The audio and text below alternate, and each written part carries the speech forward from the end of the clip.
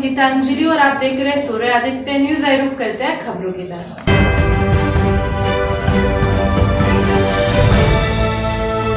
बदायूं में कचहरी परिसर में एक अद्भुत नजारा देखने को मिला, जब कचहरी स्थित शिव मंदिर में दो सहेलियों ने एक दूसरे को वरमाला पहनाकर आपस में शादी कर ली।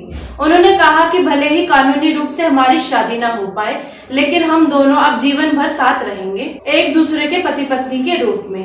उन्होंने कहा कि हम यह कदम आदमियों से नफरत होने के कारण उठा रहे हैं। उसके अकॉर्डिंग एग्रीमेंट के साथ एग्रीमेंट के साथ रहेंगे। ये रजिस्टर्ड एग्रीमेंट के साथ रजिस्टर्ड हो नहीं सकती ना सर, रजिस्टर्ड हो नहीं सकता।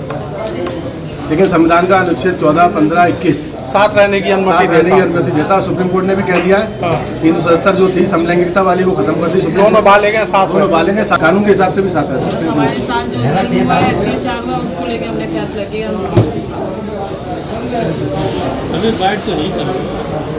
यार एक मिनट मंदिर पर ना वहाँ कर लेंगे मंदिर पे। आपने शादी की है समझेंगे, क्या कहेंगे और किस तरीके से आप जीवन यापन करेंगे?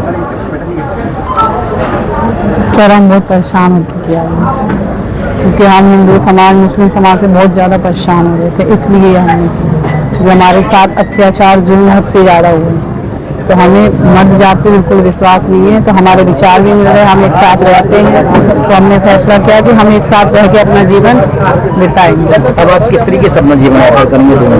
खुशहाल रह के, जैसे पति पत्नी करते। फैमिली के लोगों से आपका डिस्कशन हुआ?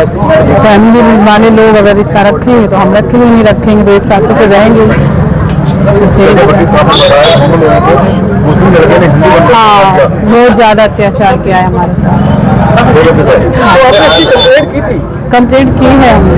हाँ, वो सर बताएंगे, एक बार आप पूछ लेना, इन्हीं के पास की है हमने। साहब आज आपने समझेंगे कि शादी कराई है, क्या पूरा बनकर रहा?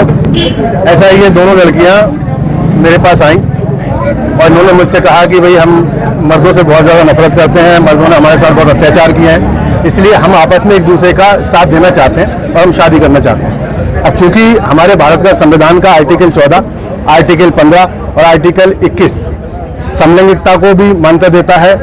जाति के आधार पर, लिंग के आधार पर विभेद नहीं करना चाहिए और माननीय सर्वोच्च न्यायालय ने भी धारा 370 आईपीसी को भी समाप्त किया था। तो चूंकि कानून हमको मान्यता देता है, हमारा संविधान हमको मान्यता देता है, इसलिए हमने इन लोगों के प्रस्ताव को स्वीकार करके जो भी फॉर्मेलिटीज है वो उनकी पूरी कराएंगे। क्या आपस में शादियां कर रहे हैं, क्या कारण हो रहा है? कारण इनका ये, इन्होंने मुझसे ये कहा कि हमें मर्दों से बहुत ज़्यादा धोखे मिले हैं और मर्द जात से हमारा विश्वास उठ गया है, हम मर्दों पर विश्वास नहीं करते हैं, उनसे हमें नफरत है, इसलिए हम दोनों लड़कियां एक साथ आकर के एक दूसरे के सहभागी बनकर के अपना जीवन यापन करेंगे। वकील साहब, ये लोग आप ही के बिस्तर पर मिली, इनका रिश्ता कैसे विकसित हुआ? ये आपस में फ्रेंड बनी, फ्रेंड बनने के बाद में एक दूसरे के साथ रहने लगी। रहने के दौरान इन लोगों को महसूस हुआ कि एक दूसरे के साथ जीवन यापन करना चाहिए, तो दोनों लोग एक दूसरे के साथ जीवन यापन। आज इन्होंने जो शादी करी है वो कहाँ करी है, किस तरीके से करी है? शादी देखिए, इन्होंने मंदिर में जो भी विधि विधान होता है उसके हिसाब से इन्होंने शादी की है। ये कचहरी का मंदिर है? जी जी, कचहरी का मंदिर।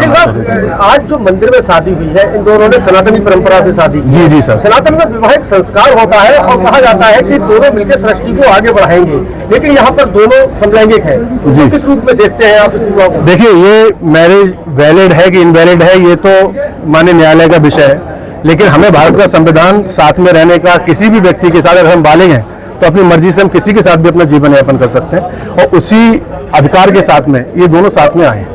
तो आज इन्होंने नाम भी चेंज किया है? नाम तो चेंज नहीं किया है, ये आपस में प्यार से एक दूसरे को जो बुला रही है वो अलग बात है, लेकिन डॉक्यूमेंट्री जो नाम है उनके वही है। वकील साहब, ये आपकी क्लाइंट थी, किस तरीके से प्रताड़ित किया गया है? पुरुषों से किस तरीके से प्रताड़ित हैं? ये इनको बहुत ज्यादा इनके साथ में अत्याचार हुए हैं। किसी ने, कोई मुस्लिम लड़का था उसने हिंदू बनकर के इनके साथ अत्याचार किया, किसी ने कोई और गलत तरीके से, तो मतलब बहुत ज्यादा परेशान होकर के, प्रताड़ित होकर के, निराश होकर के तब इन्होंने ये डिसाइड किया कि चूंकि हमारे विचार भी मिल रहे हैं आपस में। वकील साहब, आपने कहा कि मुस्लिम लड़का था और उसने इनको नाम बदल के धोखा दिया, तो ये तो जिहाद का मामला बनता है, उस पर सरकार बहुत सख्त है। क्या आपको नहीं लगता कि यहाँ पे फेलियर है? नहीं, तो उसके लिए हम लोग प्रयास भी कर रहे हैं। इनका ज्योति के साथ भी ऐसा हुआ है और ज्योति उसका जो है एप्लीकेशन देने भी कप्तान साहब के पास गई थी, लेकिन कप्तान साहब अनफॉर्चुनेटली मिल नहीं पाए थे, तो वो अब वहां पर जाकर के उस चीज का प्रार्थना पत्र भी ये देंगे। क्या ऐसा?